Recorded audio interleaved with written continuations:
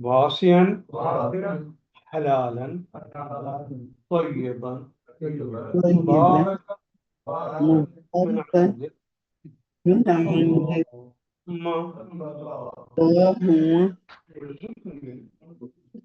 हयात सआदतिन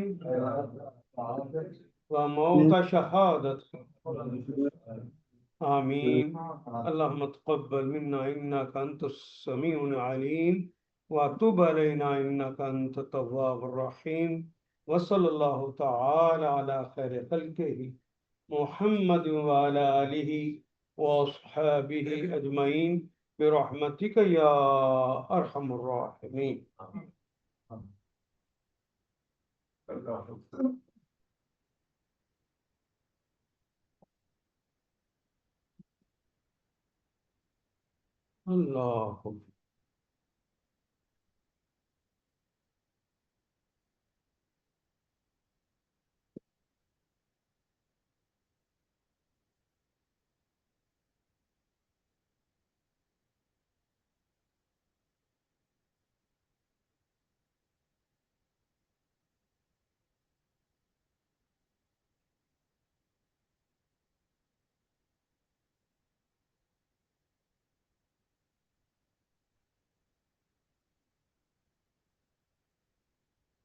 आज इंशाल्लाह इस टॉपिक को हम मुकम्मल करते हैं।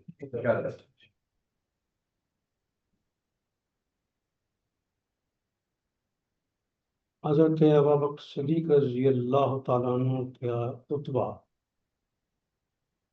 जिससे मैंने आगाज़ किया था, फरमाते हैं कि मैंने रसूलुल्लाह सल्लल्लाहु अलैहि वसल्लम को फरमाते सुना, जब लोगों का ये हाल हो जाए कि वो बुराई को देखें और उसे बदलने की कोशिश न करें।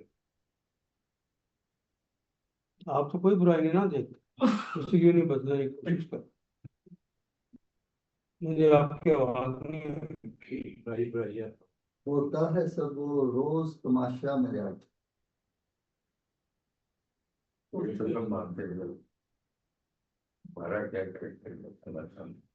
सोच ले, ये पहला जुमला है।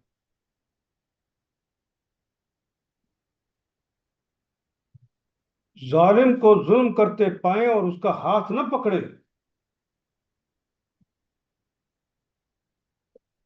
जालिम को जुल्म करते देखते हैं आप, उसके हाथ पकड़ने की कोशिश करते हैं, कोशिश नहीं है, न पकड़े तो बैद नहीं कि अल्लाह अपने अजाब में सबको लपेट में ले ले, सबको।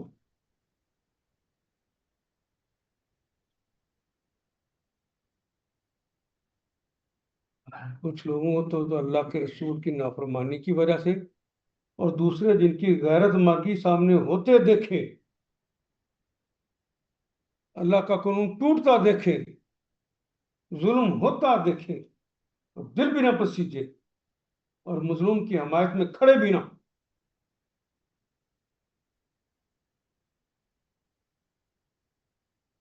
तो बैद नहीं कि अल्लाह अपने अजाब में सबको लपेट में ले ले। खुदा की कसम, तुमको लाजिम है कि भलाई का हुक्म दो और बुराई से रोको। ये किसका जुमला है? नहीं, ये हज़रत अबू बकर का, मैंने रसूलुल्लाह को कहते सुना। मैं इसको तीसरी दफा आज बयान कर रहा हूँ, इसलिए कि आप मेरी बात सुनी नहीं।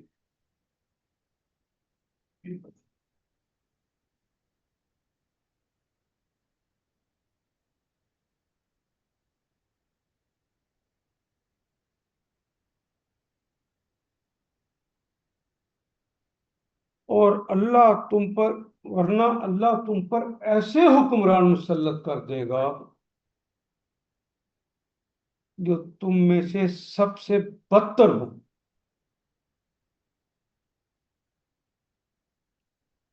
इस वक्त जहां जहां भी इस्लामी ममालिक हैं, इस्लामी तो नहीं कहना चाहिए, मुसलमानों के ममालिक हैं, वहां के हुक्मरान अपनी आवाम से ज्यादा बेहतर है?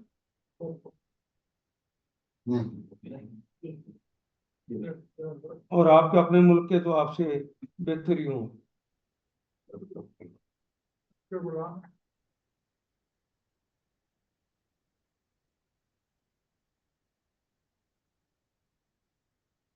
और वो तुमको सख्त तकालीफ देंगे,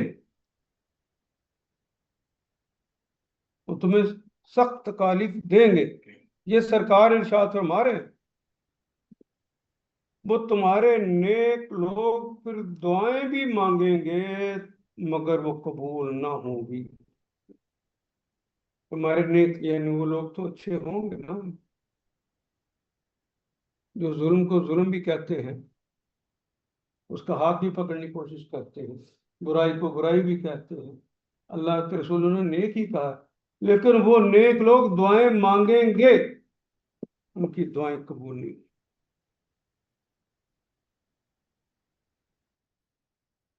मैंने अर्ज किया था कि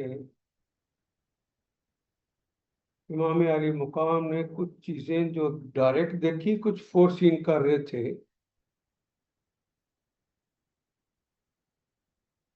एग्जैक्ट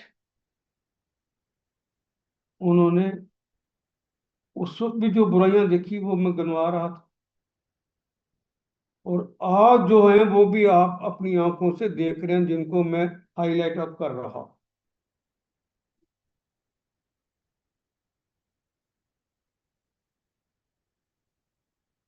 तो वाकई आप चाहते हैं कि फिर फासिक फाजिर जुल्म भी करें, हुक्मरान भी बने, और फिर तुम दुआएं भी मांगो और तुम्हारी दुआएं भी, और तुम्हें सख्त अजियतें भी दे।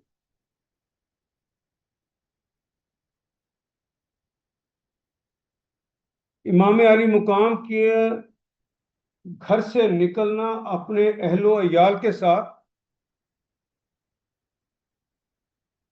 सिर्फ इसलिए था कि उस दिन वो रोकना चाहते थे।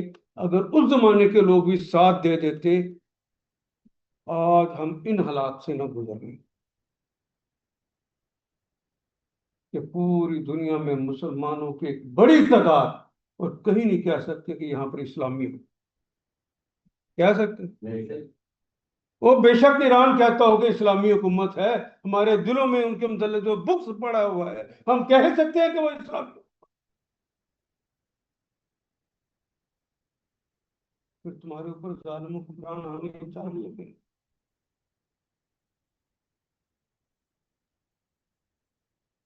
बस्ती के लोग, सरकार का जुमला सुन, बस्ती के लोग फिस्क और फजूर की रवश को अपनाएंगे तो जमीन और आसमान अपनी बरकतों के दरवाजे बंद कर लेंगे। अब जमीन और आसमान ने अपनी बरकतों के दरवाजे बंद कर लिए। आपके साइंसदान सुना बता रहे हैं कि जमीन से पानी खत्म हो रहा है, खुद ही खत्म हो रहा है कि फिस्क और फजूर की वजह से हो रहा है। तो कोई चाहता है कि नीचे पानी आ जाए, दुआएं मांगने से आएगा कि फिस्क और फजूर को छोड़ने पे आएगा?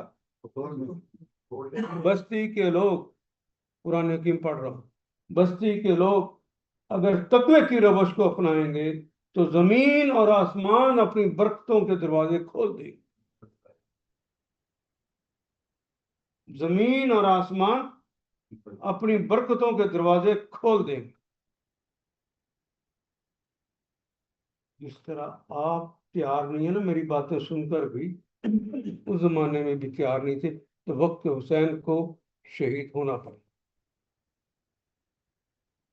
जिसे अपना काफिला लुटाना पड़ा।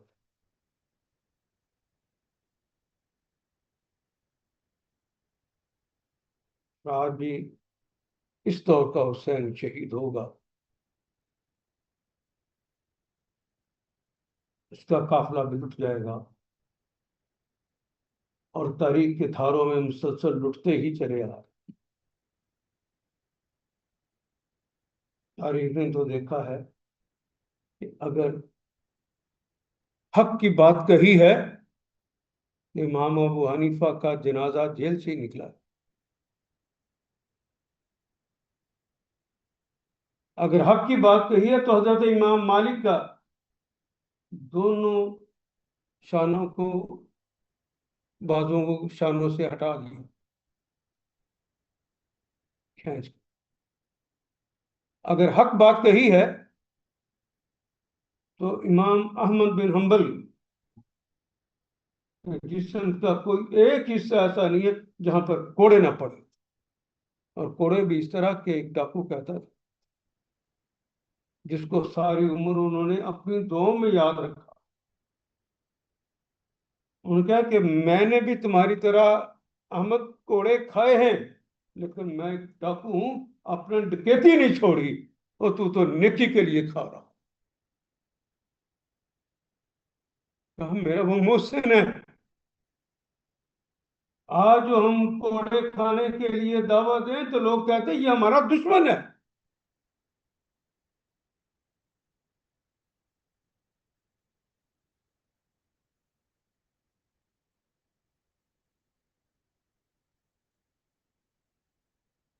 तारीफ पूरी भरी पड़ी है। जो उठा है उसकी किस्मत में अल्लाह ने फिल्लत शहादत लिख दी, और कौम बद से बदतरीन हालात में थे। जितने साल मजीद इस तरह के गुजारना चाहें तो जो मर्जी तरक्कियां करते फिरे, तरक्की नसीब नहीं होगी। लोगों की कासा लैसी से अपने झूठे नाम बुलंद करने के लिए जो मर्जी अखबारों में छुपवाते रहे, कोई तुम्हारी इज्जत और वकार नहीं होगा, ना तुम्हारी दुआएं सुनी जाएंगी अल्लाह के, जब तक अपने रवैये को बदल नहीं लेते।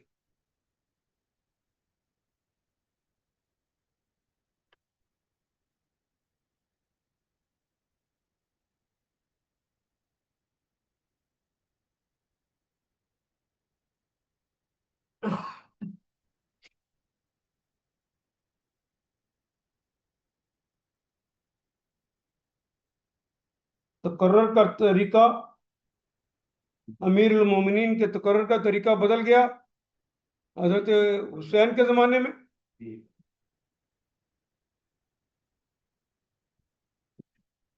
बैत के जरिए इक़्तिदार लिया जाता था।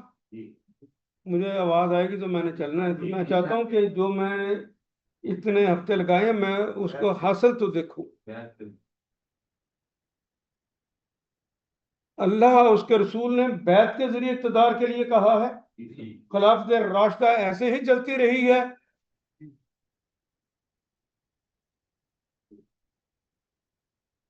और अब हजरत अमीर मुआविया रजी अल्लाह तआला ने उसको बदल कर इक़्तिदार के जरिए अपने बेटे के लिए बैत लेने लगे।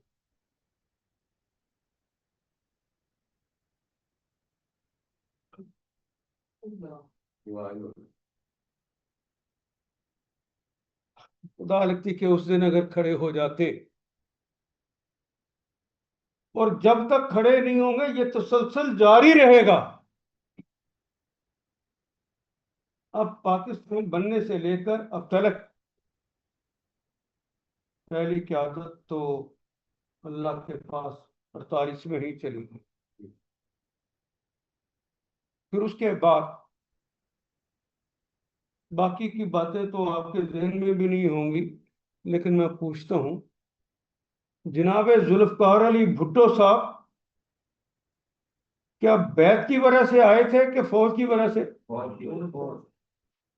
जनाब मियां मोहम्मद नवाज शरीफ साहब बैत की वजह से आए कि फौज की वजह से?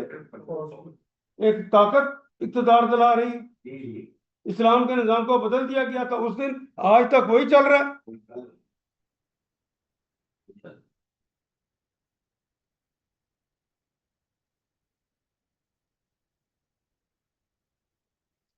और फिर अब तो तय दर तय जिसे एस्टेब्लिशमेंट कहते हैं वो बन गई। एक वक्त था कि ब्यूरोक्रेसी सिर्फ एस्टेब्लिशमेंट थी। गुलाम मोहम्मद का जमाना, ब्यूरोक्रेट हुक्मरान हो। कभी। बल्कि अगर मैं मजीद मुख्तसर करूँ तो पूछता हूँ कि मियाँ मोहम्मद नवाज शरीफ साहब अवामी तायद के साथ आए।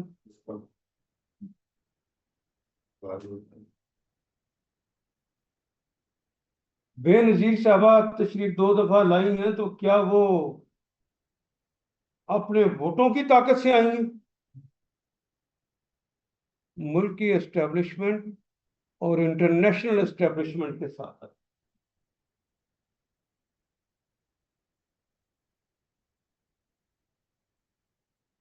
21 मिनट तक जब वो कांग्रेस में गई हैं, अमेरिका की बड़ी एस्टेब्लिशमेंट की, उन्होंने डेस्क बजाकर उसका इस्तकबाल किया है। और दुनिया भर के टीवी ने जब दिखाया तो पाकिस्तानी को यकीन हो गया, जिसके पीछे अमेरिका हो, आना तो उसी ने, तो फिर वोट जाया क्यों करने।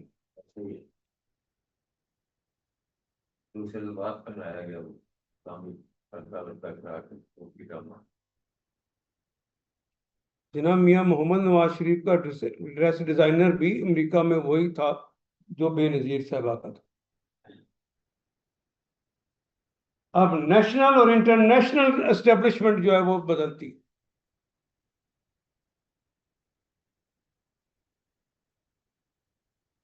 जनाब जुल्फकार अली भुट्टो साहब को कास्ट वोटों का, मैं टोटल वोटों की नहीं बात कर रहा, कास्ट वोटों का सिर्फ 37% मिला था। ये पाकिस्तान का सबसे बड़ा इक़्तिदार। 63% के वोट उनके खिलाफ।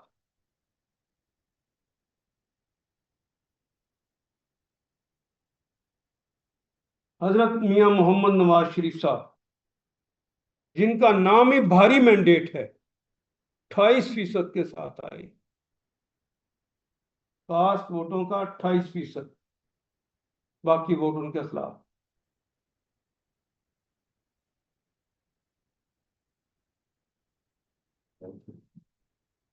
चाहे वो बेनजीर साहबा हों, चाहे इमरान खान साहब हों, या नवाज शरीफ साहब के अदवार हों, ये सारे बारी लगाकर नजरे अवाम की तरफ रखते हैं कि अवाम को राजी करने हैं, उनसे वोट लेने हैं, या वो बूटों वालों का ख्याल करते हैं। अगर आप हाफजा काम करता हो तो टीवी पे भी आपने सुना होगा कि इस्लामाबाद में ट्रेलर पर चढ़े हुए इमरान खान साहब कह रहे थे कि थोड़ा इंतजार और करो, अभी रेफरी की उंगली खड़ी होने वाली है। कहा था ना, अंपायर की उंगली खड़ी होने वाली है। वो तो उंगली उनके इंतजार में होते हैं और अंदर से उनसे मिले होते हैं और नारे जाके वहां पे लगा रहे। कौन तकरीरें उनके लिखता था।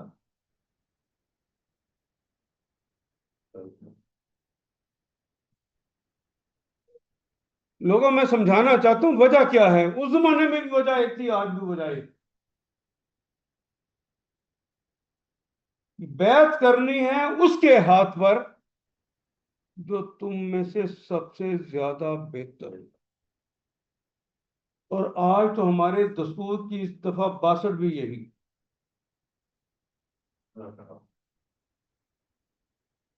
आज तो दफा 62 भी यही है ना। जिन लोगों ने वोट भी दिए, ईमानदारी से बताइए कि वो क्या बस्ती पाकिस्तान के बेहतरीन लोग थे? अल्लाह के हुक्म के खिलाफ वोट भी दो, बैत भी करो।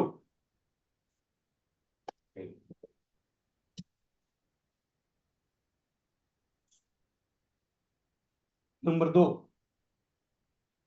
दो, जो अल्लाह उसके रसूल ने फरमाया वही हमारे आज दस्तूर के अंदर शामिल है। 63 की सूरत में आयन की दफा 63 जो है वो भी यही कहती है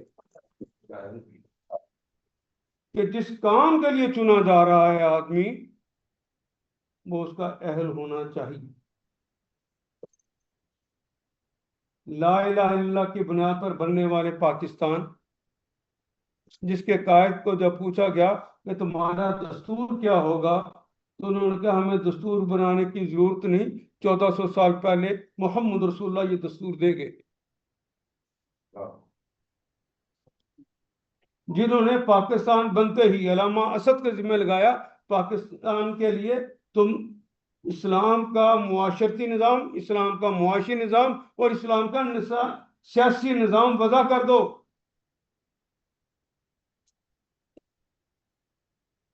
पहले 5 वजारतें थी, छठी वजारत जो है वो हजरत कायद आजम ने खुद तख्लीक की थी, रिहेबिटेशन ऑफ इस्लाम, और इसी लाहौर में की थी।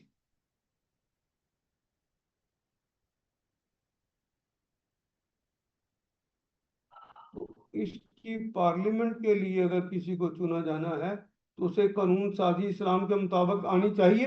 जी इस्लाम की बुनियाद किताबुल्लाह और सुन्नत है, तो ये जिनको आप वोट देते हैं किताबुल्लाह और सुन्नत के माहिर होते हैं।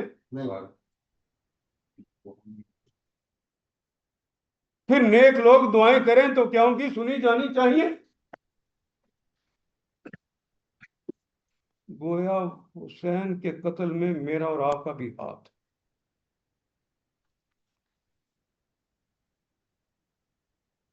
हुसैन के कत्ल में मेरा और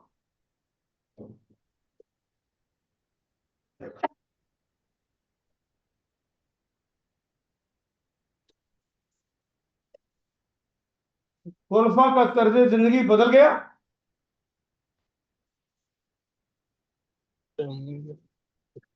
मैंने अर्ज किया था कि वो बड़े बड़े महलों में रहने लग गए, दरबार रखने शुरू कर दिए।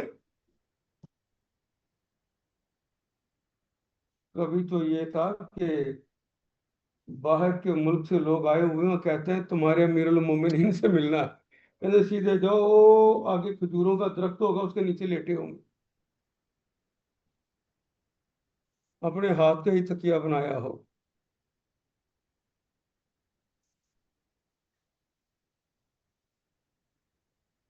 फिर वो निज़ाम बदल गया, बड़े बड़े महल्लात आ गए। कोई आपका साहिब इक़्तिदार किसी छोटे घर का भी रहने वाला था? जनाब जुल्फ़कार अली भुट्टो 6 घंटे ट्रेन चलती है उनकी जमीनों में,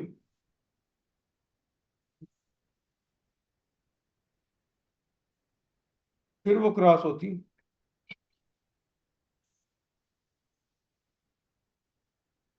हाँ अलबत्ता मियाँ नवाज शरीफ तो मेरे ख्याल गरीब ही हों।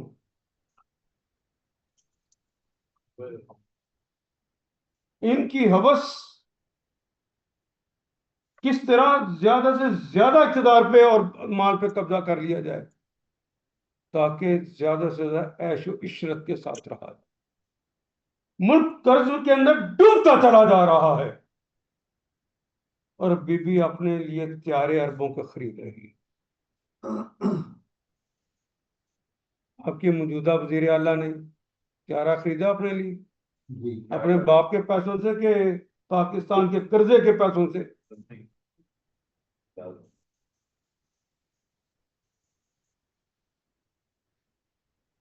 और करोड़ों की गाड़ी आपका सब वो जो चेयरमैन है सेनेट का रजा गलानी वो लेता है। और जब वो वजीर आजम था तब अगर शायद आपको याद हो 11 लाख का उस जमाने में उसका सूट था। कितने का? और बेगम साहबा ने जो पर्स पकड़ा हुआ था 21 हीरे उस पे लगे हुए थे।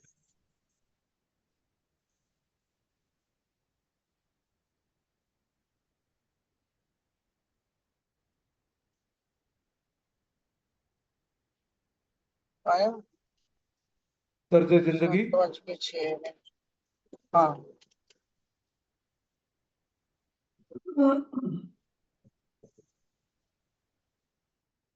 ये खुश ना हो कि आपकी सड़क बड़ी उम्दा बन गई है, माल रोड बड़ी उम्दा बन गई है, फिरोजपुर रोड बड़ी उम्दा बन, ये शहजादों ने यहां से गुजरना होता है इसलिए, बाकी सड़कें तो इस मटेरियल की नहीं बनती। यहां से शहजादों ने गुजर के जाना होता है। उनका तर्ज जिंदगी और है। आप हकीर कीड़ों का तर्ज जिंदगी और है। हुसैन की बात उस दिन मान ली जाती। वो सीन कर रहे थे कि आइंदा ऐसा हो जाएगा, इसलिए मुझे निकलना जरूरी है। मैं अपनी जान देख के हुकूम का नजराना पेश करूंगा, शायद लोग वापस पलट।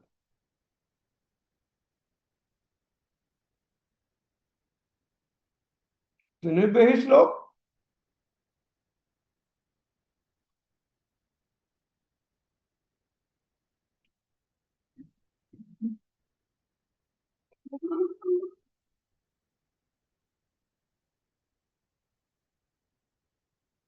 आजादी राय नाम क्या है? जमहूरियत। जी। आजादी राय मौजूद है? नहीं। नहीं। ओहो। जनाब अयूब खान साहब के जमाने में थी। वो भूटों की कुवत से आए थे वो, के खुद आ गए थे? क्या आवाम लेकर आई थी?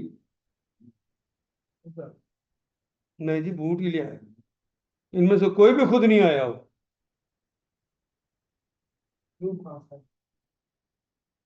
उन्हें भी फौज लाई लाई थी।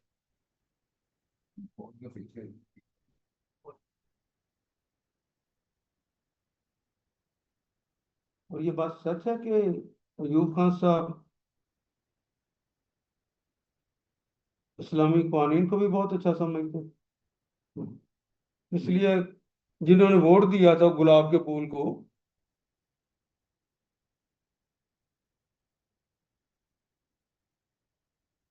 तार के अंदर खिलाफ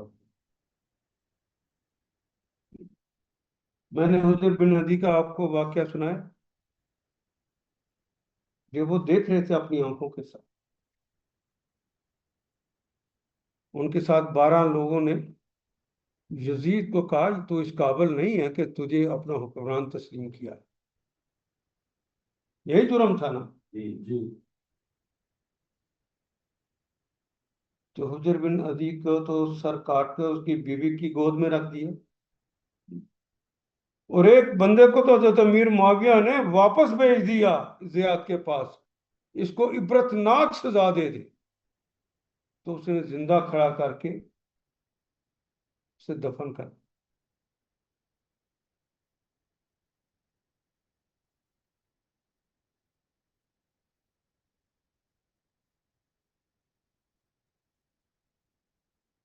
अब्दुर्रहमान बिन हस्सान जिंदा पहला मदफून इस्लाम के अंदर, जिसको जिंदा ही दफन कर।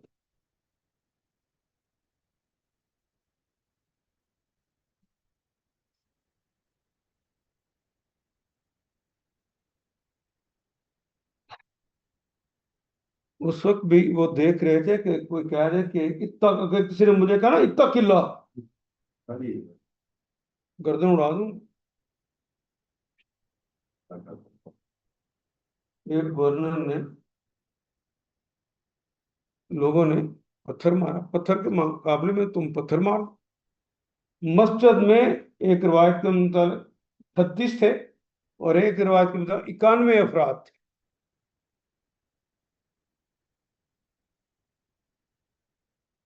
गवर्नर ने उन सब के पत्थर मारने पर उनके हाथ काट दिए। मावरा अदालत सजाएं उस वक्त भी होती थी और आज भी हो रही जी। हो रही है। जिसने अपना दुश्मन मरवाना हो, वो पुलिस को पैसे देता है, पुलिस मुकाबले में वो बंदा मर जाता है। ऐसा और जिसको हुकूमत बूटों वाले मरवाना चाहे वो भी मर जाता है।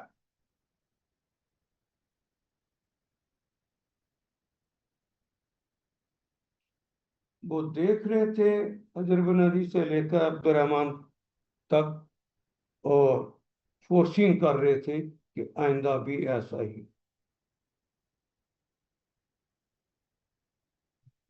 इसलिए वो घर में से निकले थे।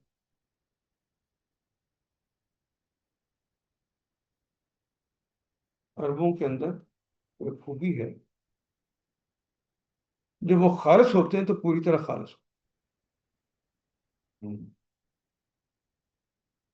जब वो अल्लाह की राह में निकलते हैं तो फिर इस तरह नहीं कि अकेले निकल आते हैं, फिर जो कुछ उनका है वो सब कुछ लगाना है, तो बीवी बच्चों को साथ लेकर निकल। ये रिवायत है। अभी आखिरी दौर के अंदर एक कूप हुआ था 79 में सऊदी अरब के अंदर। एक बंदे ने दावा कर दिया था कि मैं क्या हूँ, मोहम्मद इमाम मेहदी हूँ।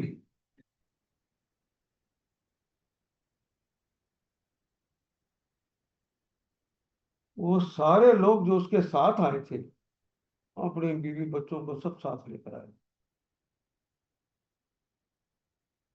ये तो बात। ये रिवायत है। मैं हैरान हूँ, सुन्नी लोग भी कहते हैं कि कोई बच्चों को भी साथ लेकर जाता है, इसलिए ये रिवायत गलत है कि वो जिहाद के लिए निकले थे।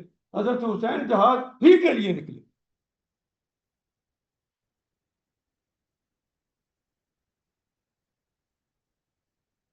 हजरत हुसैन जिहाद ही के लिए। जिस वक्त देखते हैं कि अब चारा कार कोई नहीं रहा, मेरे साथ कोई नहीं चल रहा, तो जो चलता है, तो याद होगा रात को उन्होंने फिर कहा था, ये भी बात। मैं दिए बुझा रहा हूं, जो जाना चाहता है तो चला दे। तो फिर उनमें से कोई भी नहीं गया। बात।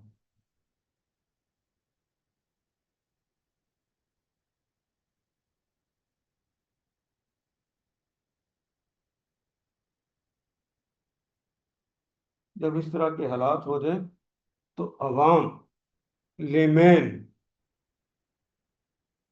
बेजमीर हो जाता। ये हुसैन देख रहे, वो देख रहे थे कि जिन्होंने बुलाया हुआ है उन्होंने ही मेरे एलची को शहीद कर दिया। तो चाकू भेजा था ना मुस्लिम बिन अकील को।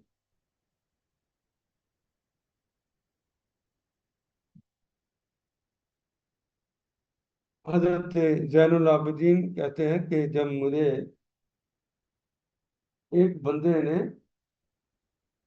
करबला का वाकया हो गया तो मुझे घर ले गया, रो रहा था, अहले बैत के साथ जुल्म हो गया, बच्चों के साथ जुल्म हो। जियाद ने, इब्ने जियाद ने 300 सिर्फ दरहम, 300 दरहम, जो उनको गिरफ्तार कराएगा जैनुल आबिदीन को,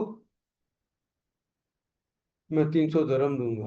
वो रोता जा रहा था, कहते मेरे हाथ पांव बांध रहा था, और मुझे जाके इब्ने जियाद के आगे भेज दिया, 300 दरहम ले।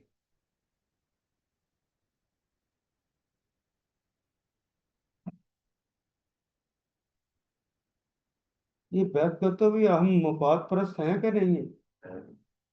हम तो आखिरी वक्त में देखते हैं जो जीतने वाला है हम तो उसके साथ है, ऐसे ही और बकायदा अक्लमंद बन के कहते हैं होता है। वोट जाया करना, हारने वाले को वोट दे। हालांकि तुम्हें अल्लाह का हुक्म है, तूने बैत करते हुए ये देखना इसका अहल कौन है। देखा अहल को?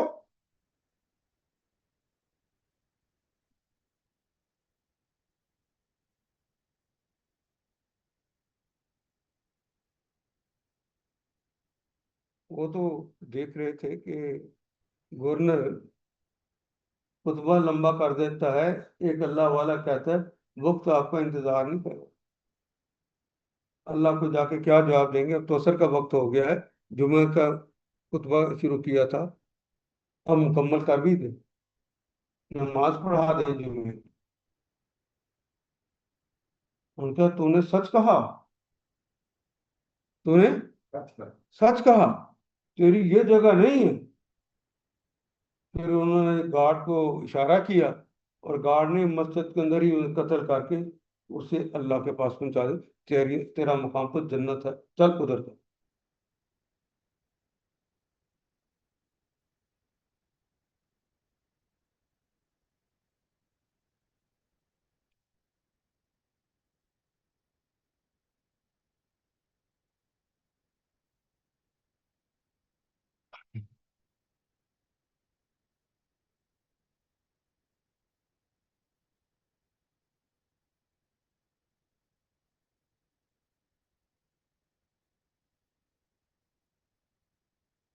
अदलिया की आज़ादी का खात्मा हमने पढ़ा था, उस वक्त अदलिया की आज़ादी का खात्मा हो गया था, उस वक्त अपनी आंखों से देख रहे थे।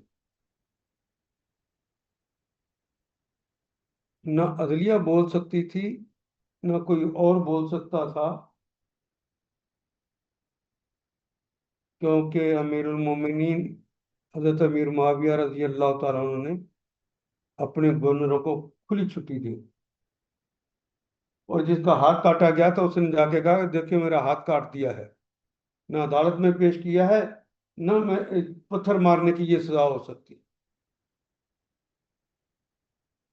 उनका मैं अपने बैतुल माल से इसकी दियत तो दे दूंगा, लेकिन मैं किसी गवर्नर को पूछ नहीं सकता, मैं उनको पूरी इजाजत दी।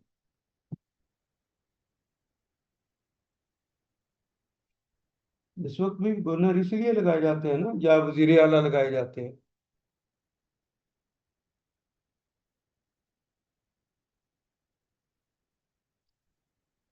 आप फलस्तीन के लिए भी जुलूस निकालना चाहें तो बंदों को और औरतों को मारते हैं, झूठ कह रहा हूं ना, जेलों में डालते हैं।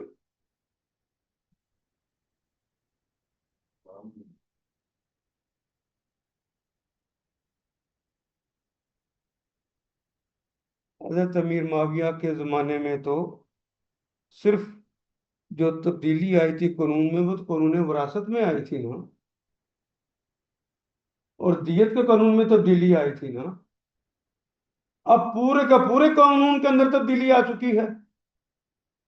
आपकी अदालतें इस्लामी कानून के मुताबिक फैसले कर रही हैं, इंसानों के बनाए कानून के मुताबिक।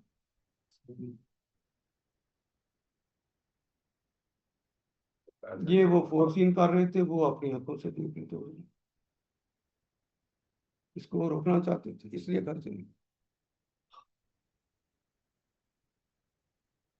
अब तो पूरा का पूरा दियत का कानून तब्दील किया था हजरत अमीर मुआविया ने, उनको देख रहे थे। आज सारे के सारे कानून तब्दील हो गए।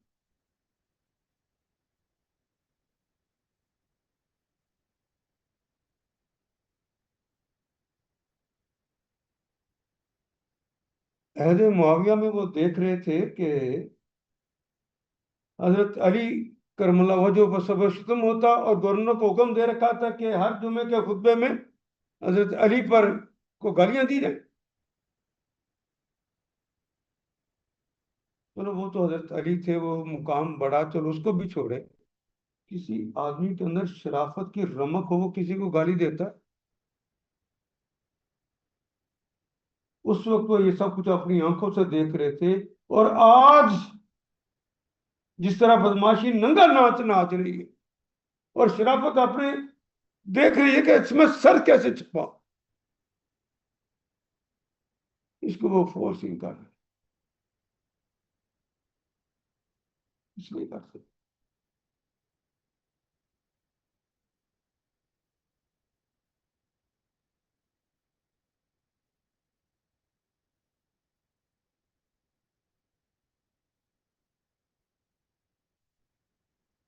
वो देख रहे थे कि 60 हिजरी में, शहादत तो 61 में हुई है ना, 60 हिजरी की मैं आखिरी बातें कर रहा हूँ। वो देख रहे थे कि हजरत मुआविया ने हिजाज और यमन के अंदर हजरत अली के कब्जे में जो इलाके थे, उनको आजाद करवाने के लिए अपने गवर्नर को भेज।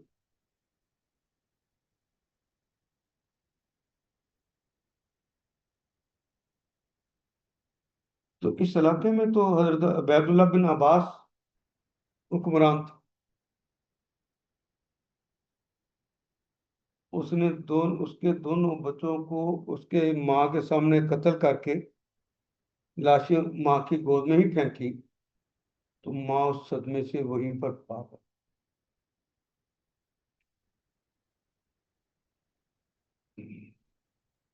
इस्लाम में सबसे पहला ये, इससे पहले इस्लाम के अंदर कोई रिवायत नहीं थी।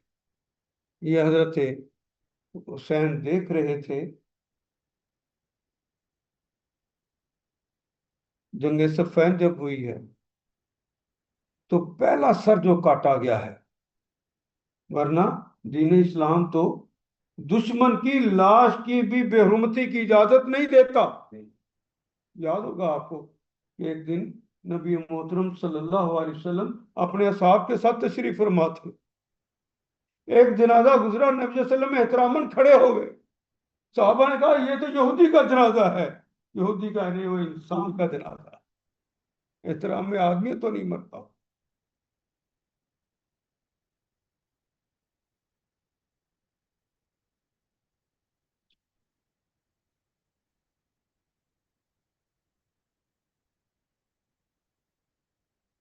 मुसला नहीं किया जा सकता।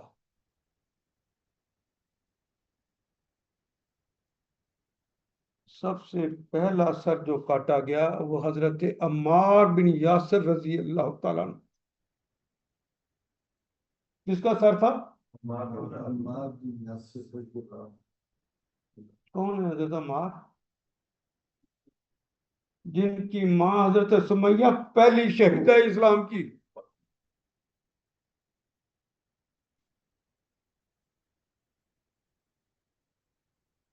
जिन्होंने मजलूमाना शहादत दी थी।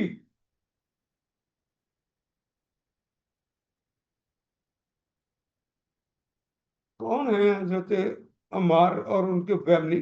तीन ही तो बंदे हैं। हजरत अम्मार है, उनके वालिद हजरत यासिर हैं, और हजरत यासिर की अहलिया हजरत सुमैया। उमैया बिन खल्फ ने मार मार के उनको बेहोश जमीन पर फेंका हुआ था। सरकारे दो आलम सल्लल्लाहु अलैहि वसल्लम पास से गुजरे, उनका सब्रन या आले यासिर, आले यासिर, बस सब्र ही करो। मुइदुकुमुल जन्ना, सरकार की पाकीज़ा जबान ने जिनके लिए जन्नत का ऐलान कर दिया था। मुइदुकुम अल जन्ना, तुम्हारे लिए जन्नत का मैं वादा करता हूं। लेकिन सफ़ैन में उनका सर काट कर हजरत मुआविया के पास भेजा कि मुसलमान, मुसलमान भी ऐसा कर सकता है जिसको दुश्मन का मुसला करने की इजाजत ना।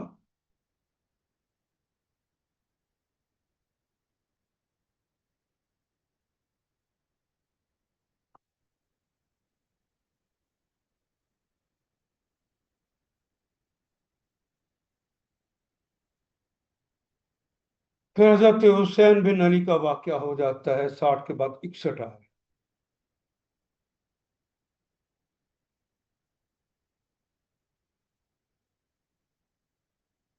जब इमाम अली मुकाम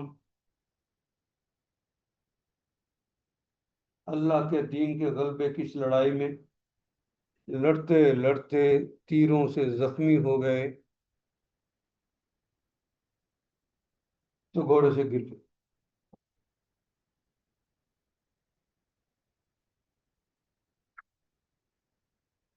दूसरा सर जो काटा गया वो इमाम अली मुकाम का था।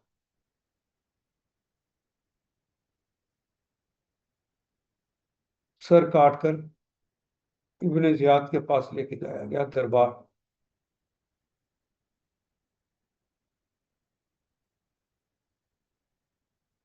उस बदबख्त ने आपके ऊंटों पर छड़ी मारी। तो उसके दरबार में बैठे हुए एक साहबी खड़े हो, बदबख्त, इन ऊंटों को तो मैंने खुद अपनी आंखों से देखा था, मोहम्मद रसूलुल्लाह चूमा करते थे और तू उसमें छड़ियां मारता।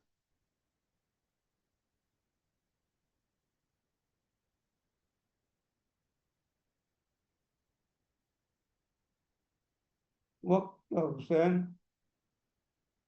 उस जमाने का हुसैन हमारे लिए अपनी जान भी कुर्बान कर गया।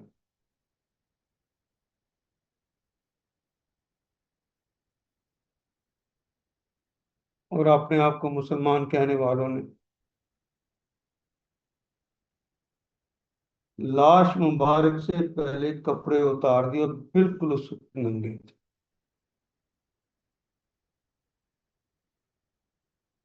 जिनको दुश्मन का मुसला करने से रोक दिया गया था, उन्होंने फिर उनके ऊपर अपने घोड़े दौड़ाए, उनकी लाश मुबारक पर अपने घोड़े।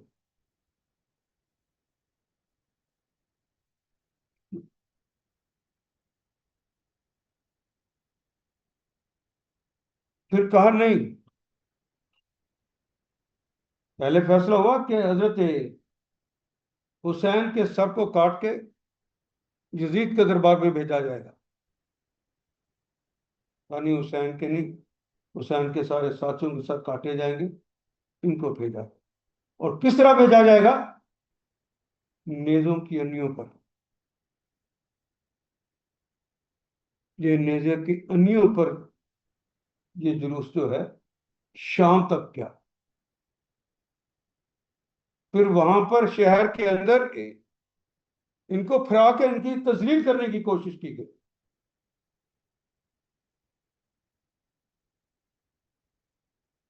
जिस नबी ने कहा था कि दुश्मन की औरतों और बच्चों को हाथ न ना लगाना, उन्होंने अपने ही नबी के घर वालियों को,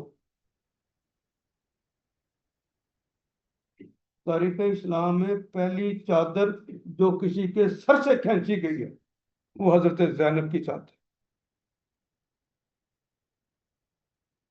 और नंगे सर और हाथ पीछे बंधे हुए। आपने कभी ऊंट की सवारी नहीं की? ऊंट पर करबला इराक से शाम तक का सफर है। किस तरह किया होगा?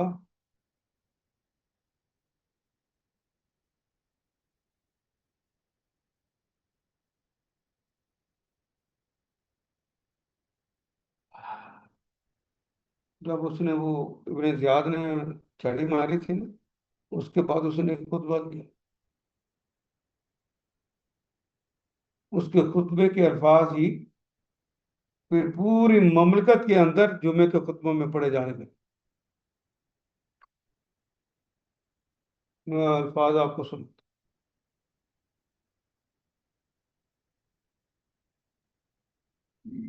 अल्हम्दुलिल्लाहिल्लज़ी अज़हरल हक़। अल्लाह का लाख लाख शुक्र है, उसने हक को कामयाब कर दिया।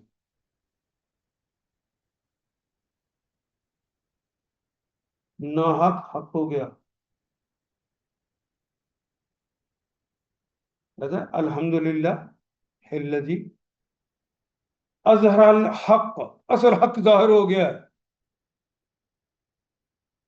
वह अहलहू, वो अल्लाह जिसने हक को जाहिर कर दिया, हक को जितला दिया और उनके साथियों को जितला दिया। वह नसर अमीरुल मोमिनीन यजीद बिन मुआविया। अमीरुल मोमिनीन, अमीरुल मोमिनीन यजीद बिन मुआविया को जिसने कामयाब किया, उस अल्लाह की तरफ।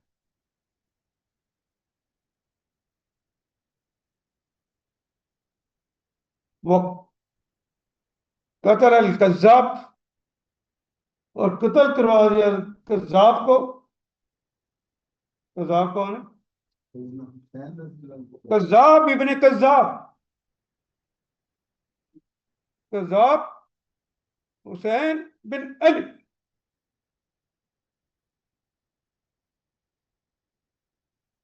साहबी को गाली देना जुर्म, ये तो पूरे ममलकत में हो रहा था। और आले अली तो वहां बैठ के अपने दादा को और बाप को गालियां सुना करते थे। कहते किस तरह नहीं पढ़ते होंगे।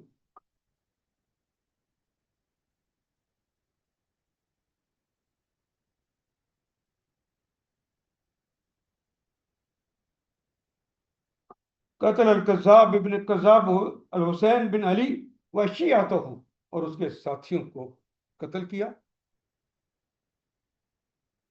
और यजीद को कामयाब कर दिया। उस अल्लाह का बहुत बहुत शुक्र।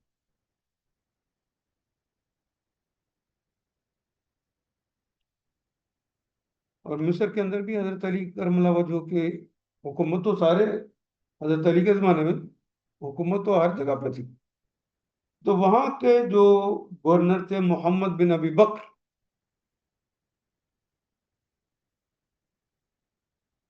हज़रत मुआविया का जब मिस्र पे कब्जा हुआ है,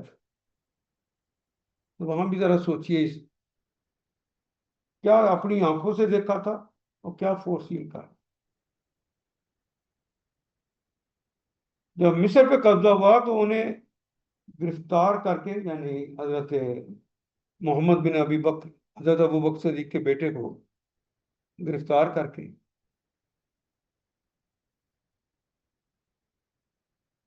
इस तरह तो यार काफिरों से भी कभी काफिरों ने नहीं किया,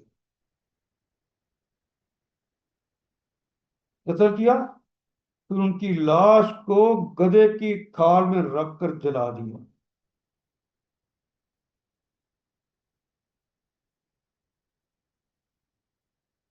फिर इस सुन्नत को आगे कभी किसी ने जिंदा किया है, किसी की जरूरत नहीं हो सकी, तो उसका नाम हलाकू खान, मुतसिम बिल्लाह की लाश के साथ किया।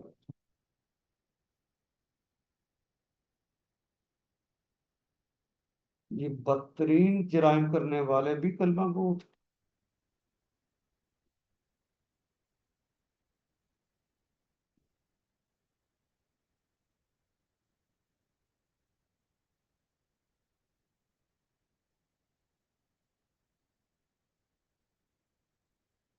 अब मैं 1 साल बाद का वाकया, 63 का वाकया सुना रहा हूँ। इस वाकये के बाद अगला वाकया।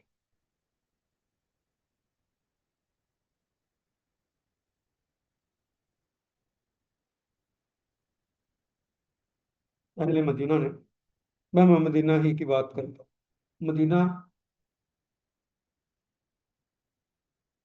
जिसकी हुर्मत के बारे में, हरम है ना, हरम भी मानते कि नहीं मानते?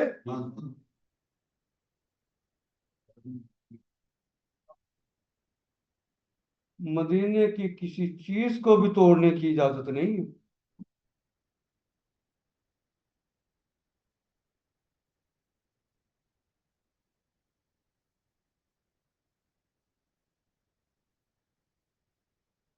शहर के लोगों ने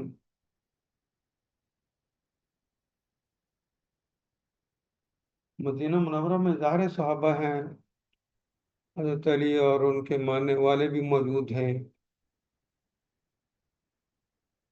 अच्छे लोग जो कि दीन को समझते हैं वो वहाँ पे मौजूद हैं। उन्होंने यजीद के गवर्नर को वहां से निकाला।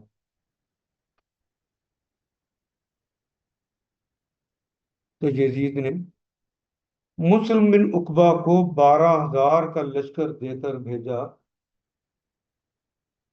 और हुक्म क्या दिया? बड़ा इस्लामी बंदा,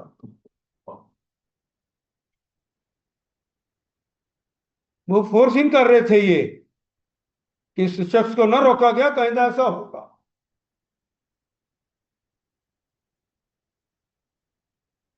तीन दिन तक अहले शहर को इताअत कबूल करने की दावत देना, अगर ना माने तो जंग करना, फतह पालो। ये तरीके इस्लाम का बदतरीन वाकया सुनाने लगे।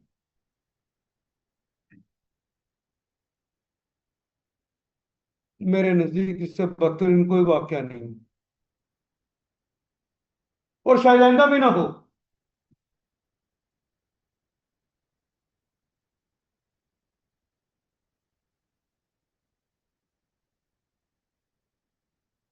जब अहले शहर को इताअत के लिए 3 दिन की दावत देना, अगर ना माने तो जंग कर। जब फतह पा लो तो 3 दिन के लिए मदीने को फौज के लिए मुबा कर देना, फौज जो मर्जी करती फिरे।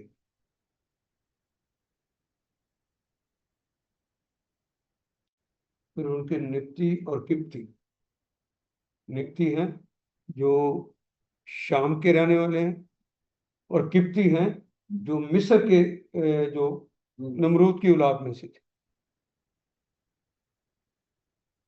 उन सिपाहियों ने फतह के 3 दिन में पूरे मदीनतुन नबी सल्लल्लाहु अलैहि वसल्लम को लूटा।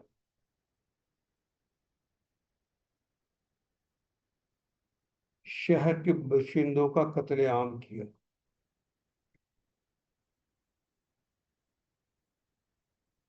इमाम ज़ुहरी की रिवायत है 700 मुअज़्ज़िज़ीन और 10,000 अफराद कत्ल किए गए। कितने? सरदार जो थे मुअज़्ज़िज़ीन और 10,000 आम अफराद को कत्ल किया।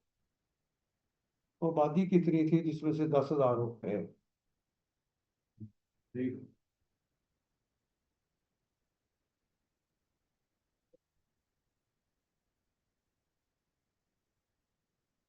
ये फातिहीन किया ही करते हैं, इसकी कोई परवाह नहीं। जब इंसानी खून की परवाह नहीं होती तो उसके पीछे पहले ये होता है कि उसको अल्लाह उसके रसूल की परवाह नहीं। लेकिन ये नहीं होता। फिर निब्ती और किब्ती वहशी फौजियों ने घरों में घुस घुस कर बेदरेग औरतों की असमत दरी की।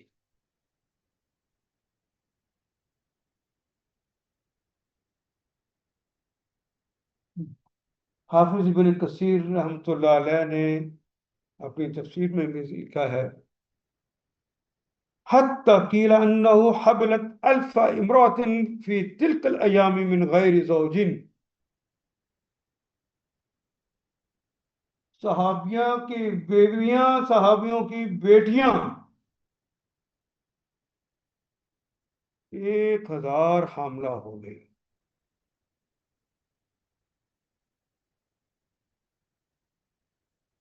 वो देख रहे थे कि ये आइंदा क्या होने वाला।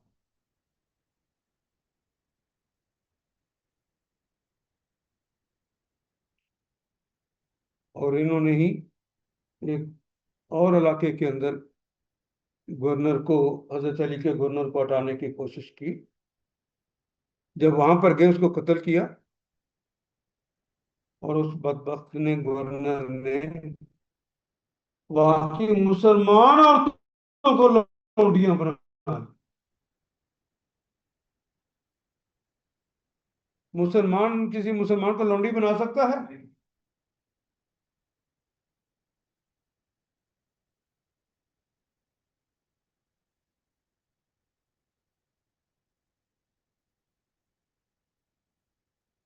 इसकी तफासिल जो है, मैं अगर उसको नहीं सुनाया जा सकता।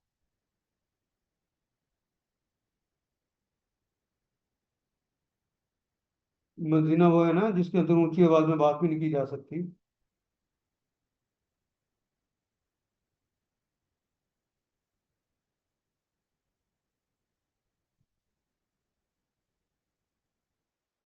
इमाम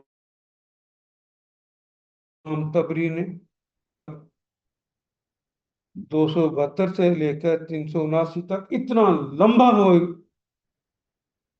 वो पैरा दिया है। सफात को बताया कि क्या क्या मदीने के अंदर किसकी बेटी और किसके साथ क्या क्या सुनी।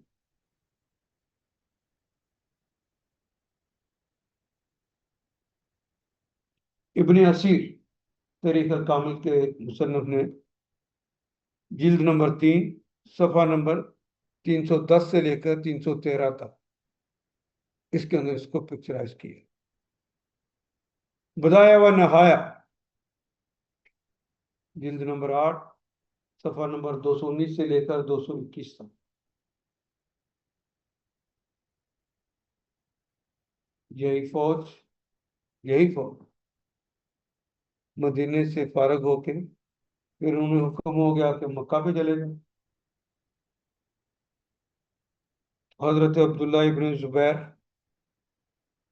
और उनके साथियों को शहीद कर दिया गया और उनकी लाशों को बाहर लटका दिया गया। दो कुदरतें बड़ी अजीब हैं। ये दरख्तों की खास उम्रें होती है, उसके बाद खत्म हो जाती है। एक वो दरख्त जब नबी अकरम सल्लल्लाहु अलैहि वसल्लम अभी बच्चे थे तो अपने चचा अबू तालिब के साथ वो गए थे ना शाम। जी तो राहब ने देख कर कहा था कि इसका बाप कौन है। तो अबू तालिब ने कहा मैं हूँ। उन्होंने कहा, "वो नहीं हो। हमने जो निशानियां इसके अंदर देखी है उसका बाप जिंदा नहीं है।" वो क्या देखा है? कहते हैं, जिधर ये जाता है साया दरख्त का उधर चला।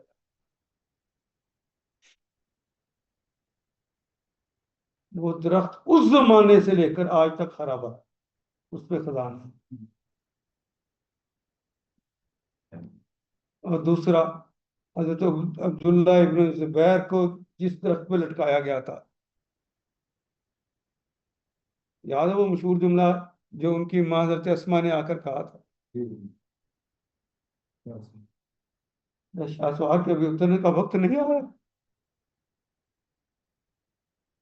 लाशें लटके लटके गल गई, किसी की जरूरत नहीं थी उसको उतार सके। लटके लटके गल गई।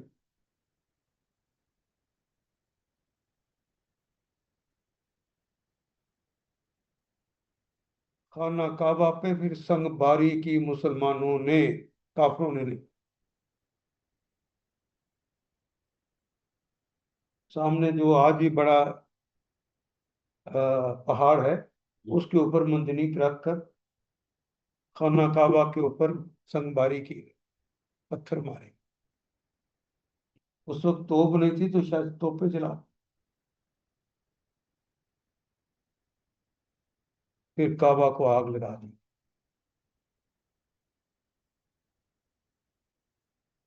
ये भी तफासिल देखनी हो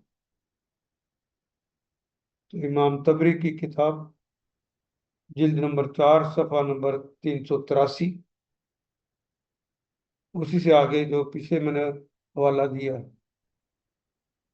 इब्ने असीर जिल्द नंबर 3 सफ़ा नंबर 316, अल बदाया व नहाया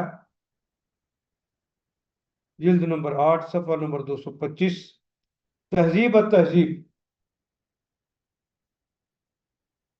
जिल्द नंबर 11 सफ़ा नंबर 361, और इब्ने हजर ने भी इसके ऊपर कमेंट्री की।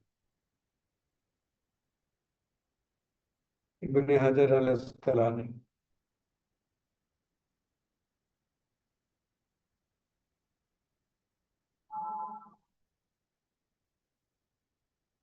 फिर मैं जब मिस्र में देखता हूँ कि अखवानुल मुसलमून पर किस तरह जुल्म होता है, अखवानुल मुसलमून की औरतों पर किस तरह जुल्म होता है,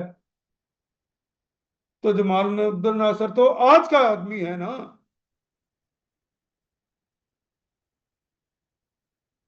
ये तो मुसलमानों ने मुसलमानों के साथ सरकार दो आलम के जमाने के बिल्कुल साथ के जमाने में।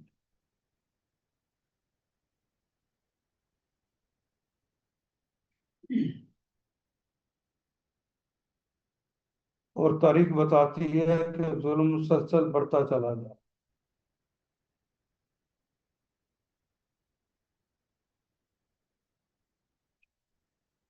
पाकिस्तान के लोगों में आखिरी बात कहने लगे,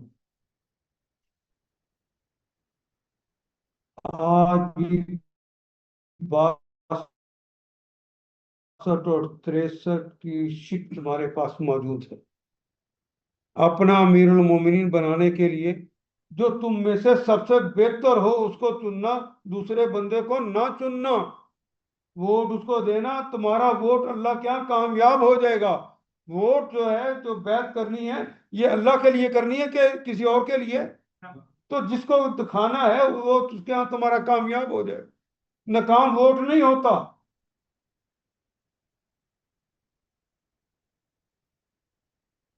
और 63 की शिक कहती है कि जो अहल हो उसका, सिर्फ उसको वोट दें। जो कानून साजी का अहल ही ना हो, माजा साजा। ये तमाम इलेक्टेबल्स में चैलेंज से कहता हूं, उनमें से एक बंदा भी मुझे इस्लामी कानून के अंदर कहां से कहां तक लेना है, कैसे लेना है, ये अगर उसका कोई मरहला सुना दे तो मैं मान दूंगा कि इनका हक बन। उनको तो ये भी नहीं पता रिसोर्सेज क्या। इस्लामी कानून साजी की कैसे जाती, जिनके हाथ हाथ पे आप बैठते हैं।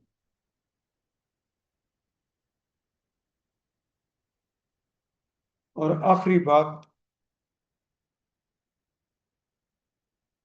कि क्यों चले गए, मेरा तो सवाल सिर्फ इतना ही था। अगर कूफे के लोगों ने बैत न की होती, कूफे के लोगों ने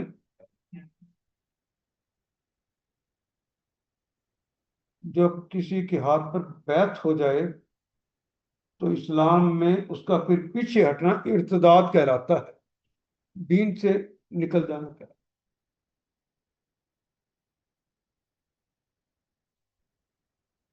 इस्लाम में अकामत दीन के लिए हुक्म क्या है?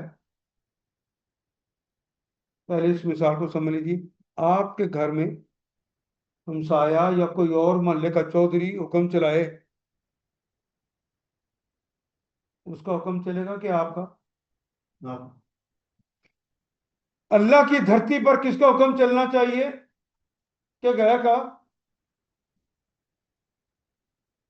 इस पर चलाने के लिए सख्ती कितनी है कि अगर तुम देखो कि कोई और अल्लाह के दीन के गलबे के लिए कोशिश कर रहा है, उसका साथ दो। और अगर तुम्हारी पूरी तहकीक बताती है कि कोई दूसरा खड़ा है ही नहीं, फिर तुम खुद खड़े हो,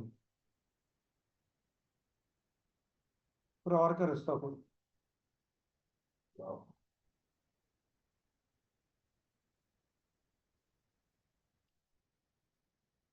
फरार का रास्ता खोलो।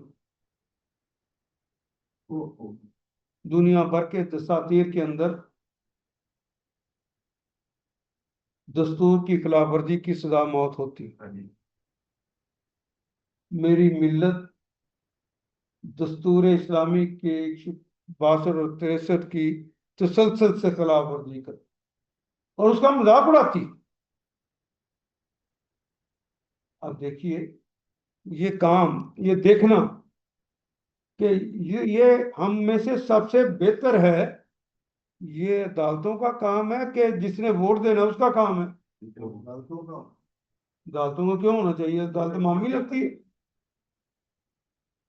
अब वोट तो मैंने अल्लाह के रूल ये देना है कि हम में से सबसे बेहतर ये है कि अदालत ने कहना है।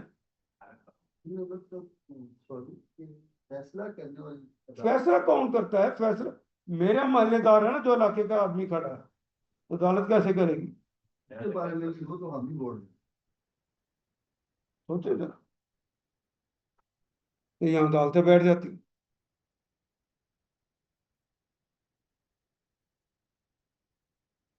मौत से बदतर सजा है आइंदा आपके लिए। मुसलसल देख लीजिए, मुसलसल जुल्म बढ़ रहा है। कोई एक मुल्क मुसलमानों का दिखा।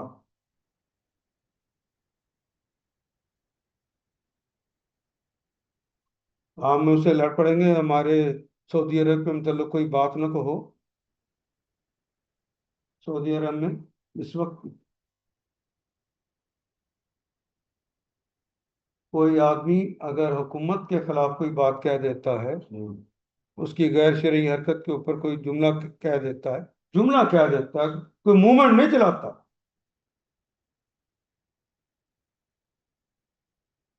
तो उसको हुकूमत बकायदा वक्त देती है। जिस जिस रिश्तेदार को मिलना है मिल ले।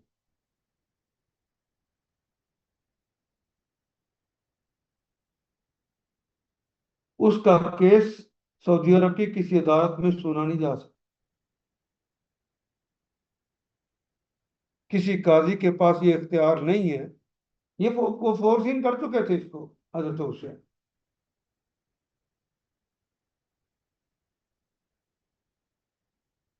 किसी अदालत के पास ये इख्तियार नहीं है कि उसके केस को सुन। कपड़े शपड़े पहना देते हैं, हेलीकॉप्टर में बैठा के ले जाते हैं, और रुबुल खाली में जाके छोड़ा। रुबुल खाली वो इतना बड़ा डेजर्ट है कि वो भाग कर मर ले, वहां बैठ के मौत का इंतजार कर ले, लेकिन वहां से निकल नहीं सकता।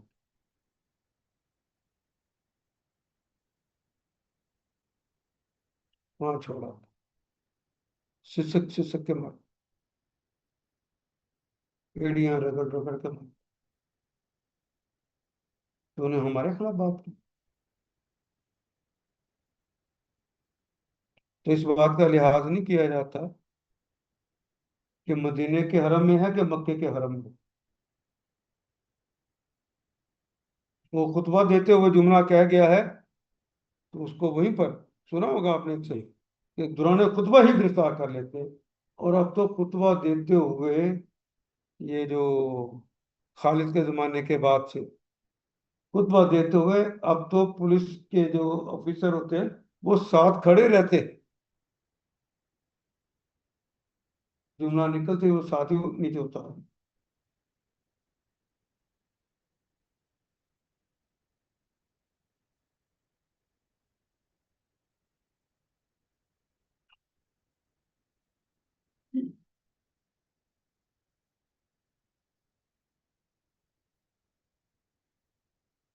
बद से बदतरीन या तो तैयार हो जाओ या खूबसूरत तरीन निजाम के लिए तैयार हो जाओ। और ये बदबख्त देखें लोग कैसे हैं। पिछले 2 हफ्तों से ये मूवमेंट चलाई हुई है कि निजाम फ्लॉप हो गया है। पूरा जुमला कहते हुए मुंह पे छाले पड़ते हैं। अभी तक मैंने कोशिश की है, कोई स्कॉलर तो लिखे तुम्हारा निजाम खराब हुआ है, रसूलुल्लाह का निजाम खराब नहीं हुआ। रसूलुल्लाह का और अल्लाह का दिया हुआ निजाम ठीक है, उसे क्यों नहीं गालिब करते तुम? या तो क्या सूबे बनाने हैं? क्या सूबों के साथ वो निजाम ठीक हो जाएगा? निजाम तो तुम्हारा है ही गलत, इंसानों का बनाया हुआ है। इंसानों के लिए जो अल्लाह ने बनाया, उस निजाम को तस्लीम करो।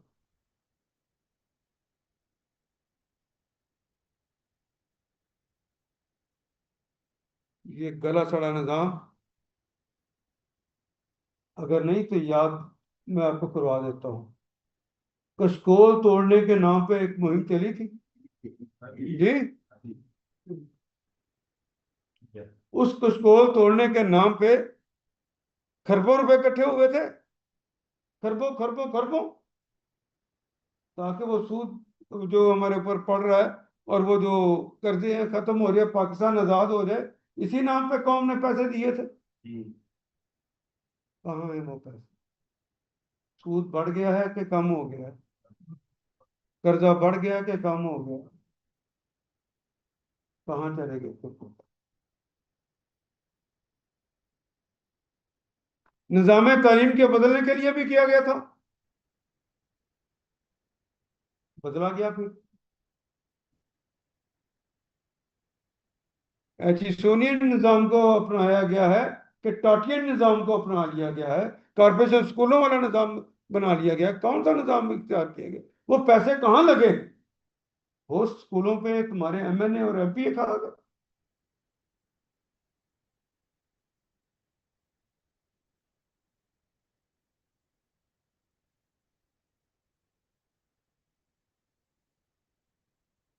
कभी आप जेलम के नाम पे पैसे दे रहे होते हैं,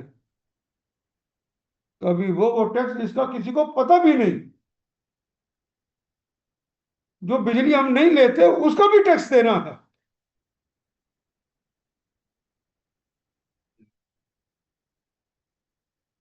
और एक हाथ से जायद एक भी यूनिट हो जाए तो रेट बदल जाता है।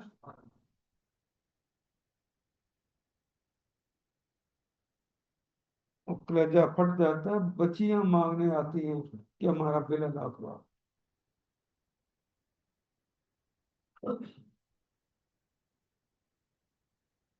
बच्चियां घरों में आती है माँ। बच्चे बेच रहे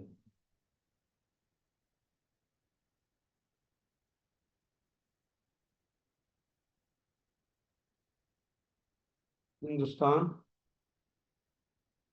नेपाल, श्रीलंका, बांग्लादेश, मालदीव,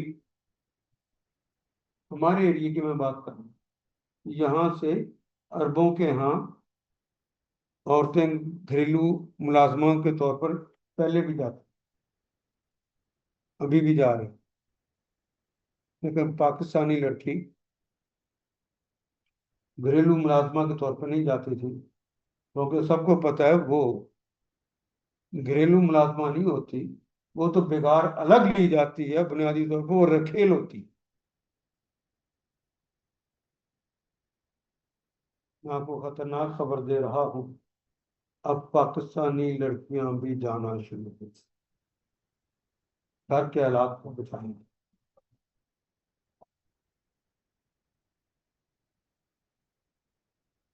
और मांगने के लिए जाने वालों की तादाद दुनिया में सबसे ज्यादा पाकिस्तान। सही।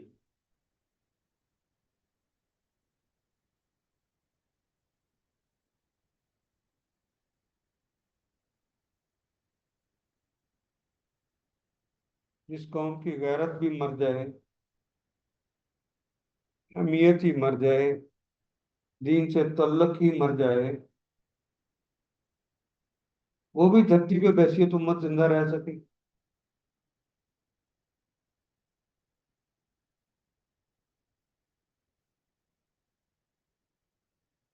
उस जमाने के लोगों ने भी ख्याल नहीं किया।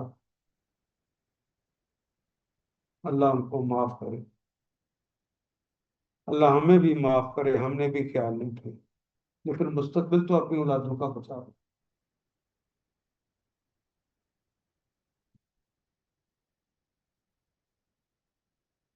जो माँ बाप अपने बच्चे को दूसरे शहर नहीं भेजते थे, अब उम्र भर की कमाई लगाकर उसे मुल्क से भेज रहे हैं कि बाकी कुछ नहीं बचा, जा बच्चा अपनी किस्मत जाके बाहर पा।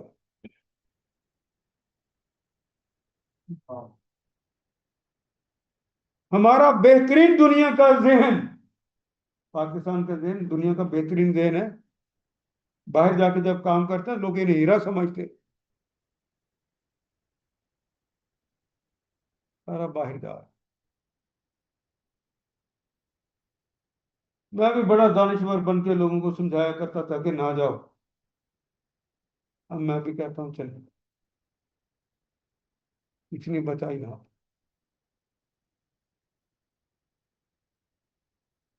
वरना उन घरों की तरह जिनकी बच्चियां अब अपने किस्मतें लुटाने के लिए अरबों के यहाँ जा रही हैं,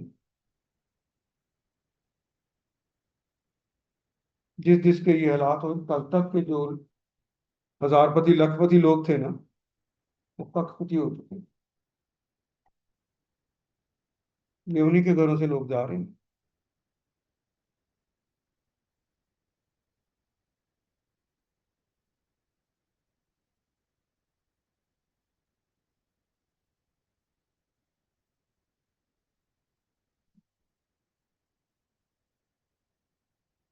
आखिरी बार पूछ रहा हूँ, पाकिस्तान में अल्लाह के दीन का निफाज हो गया है? तो करना है या नहीं करना? तो अगर कोई तहरीक सामने मौजूद है जो अल्लाह के दीन के निफाज के लिए कोशिश कर रही हो, उसका साथ दे दो, जो भी कर। ठीक है। ए बी सी डी जो आपके जहन में आता है कि ये अल्लाह के दीन के लिए काम कर, उसका साथ दे।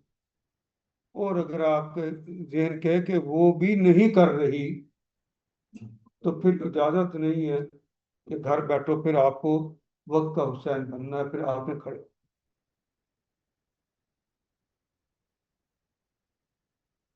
फिर आपने इस अल्लाह के दिन के गलबे के लिए कोशिश की।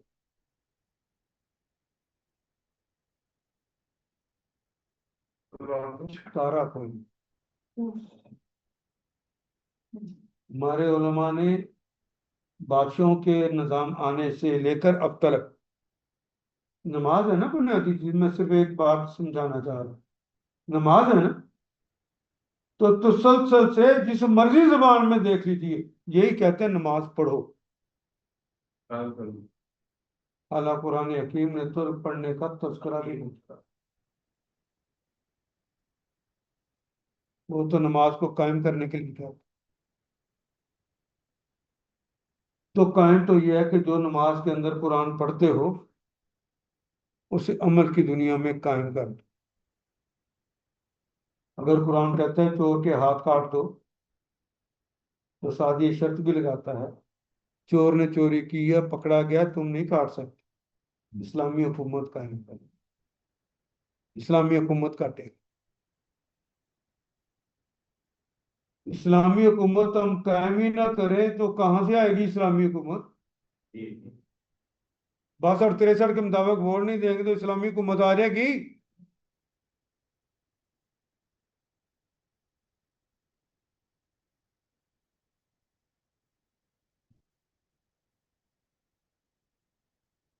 इस दीन को कायम करना है। वो तो कहता है कि इस्लामी हुकूमत भी नहीं काटेगी दीन को, जरा पूछे।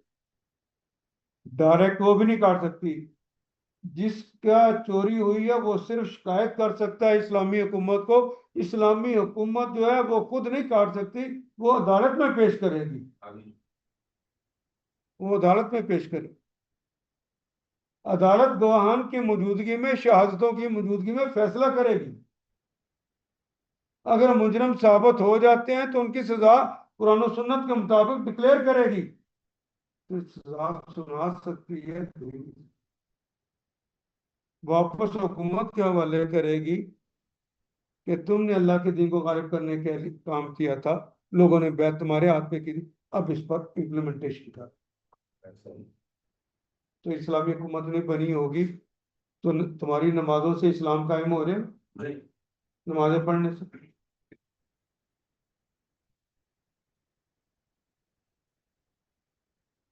ये जरूरी है कि अल्लाह के दीन के गलबे के लिए कोशिशें शुरू कर दीजिए।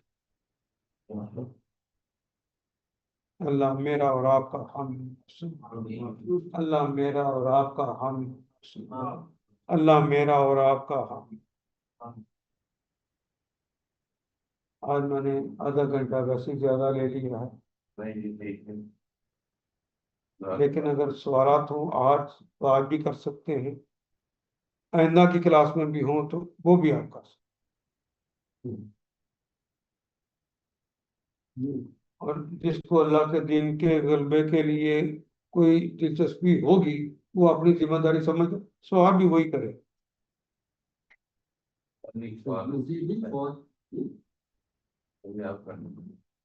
Usually for name Betullah Sheikh पे जो मुजरिमों से बोले और आगे जाना, शहाबियों को तो मारे तो वो मुखालफत कर रहे थे उनकी। अल्लाह ताला के घर को किस लिए? वो अल्लाह के घर में पनाह ली हुई थी ना। अच्छा, गुलाब के नीचे छुपे हुए। अगर आप नहीं खाना खा थे अच्छा, गुलाब के नीचे भी छुप जाता है, वो तो दीवार के साथ लगा हुआ है, उसके अंदर किसी ने छुपना है?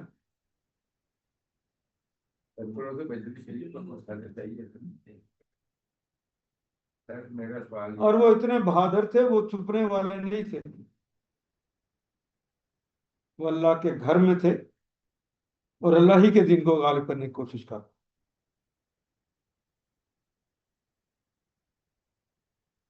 मेरा सवाल है कि इतने एहतराम से इन्होंने अल्लाह के नबी के अहकामात की खिलाफत की, मार गया। इनको इतने अदब आपसी क्यों पे बढ़ाया जाता है जी? इतने अदब आपसी क्यों बढ़ाया जाता है? जबकि अल्लाह ताला एक माविया कर तो उन्होंने सीरियस सारी खिलाफत की। नहीं, मैंने तो गिन के बताए हैं, उनकी खिलाफवर्जियां सिर्फ 8 हैं। नेकी के काम जा, ये ब्लंडर्स हैं, लेकिन 8 जो इस्लामी कानून में तब्दीलियां हुई हैं, 8।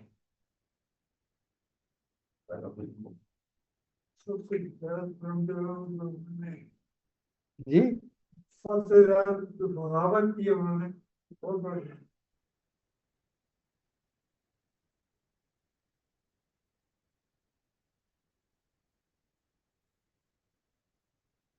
आप देखें कि बाकी दस्तूर इस्लामी एज इट इज काम कर रहा है, उसमें सिर्फ 8 शिकन की खराबी पैदा हो।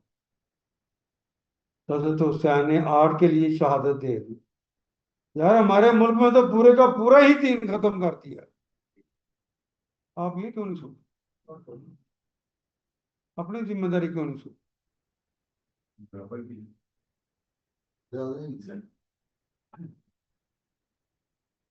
ये जुम्मे को खुतबे में कह रहे थे 2 दिन पहले मगरब के कि जी तो बोलो तो इनको बुरा भला नहीं कहना चाहिए हजरत मुआविया को, उनकी इस्लाम के लिए भी बहुत खिदमात है। जिनको हम वो खिदमत कहते हैं ना, वो बुनियादी पर अपनी बादशाहत का फैलाव था, इस्लाम के लिए नहीं था। वही बात बादशाहत का फैलाव था। कहते हैं ये कातबे वही भी ये कोई किसी के पास अभी तक तो शहादत नहीं है कि इस आयत की उन्होंने कोई किताबत की किताबत की। अभी तक तो कोई रिवायत मौजूद नहीं, दरअसल कल एक हदीस के पूरे मजमूए में नहीं। सिर्फ ये कातिल